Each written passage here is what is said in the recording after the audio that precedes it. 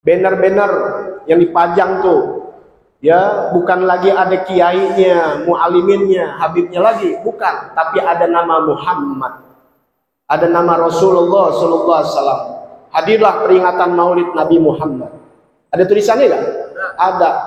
Banyak ribuan banner yang dipasang. Nanti ditertibkan lagi nggak tuh? Udah berapa banyak anak lewat, udah sebulan masih ada, udah tiup angin, udah nyengger-nyengger, udah miring-miring, apalagi jatuh ke tanah, diinjak orang. Tanggung jawab tuh panitianya, tanggung jawab yang masang. Jangan macem-macem loh, jangan gampang-gampangin. Adab itu fakul ta'allam al-adab qabla an tata'allam al-ilma. Kata Imam Malik, belajarlah kamu adab melebihi sebelum belajar ilmu. Ilmu belakangan, adab dulu.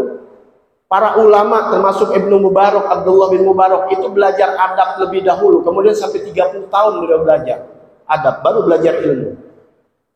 Adab di atas ilmu, bukan berarti nggak belajar ilmu, tapi adab yang didahulukan. Kalau bicara ilmu, setan iblis berilmu, tapi nggak punya adab. Ini saya bicara untuk menjaga adab, insya Allah kita dimuliakan Allah Subhanahu wa Ta'ala.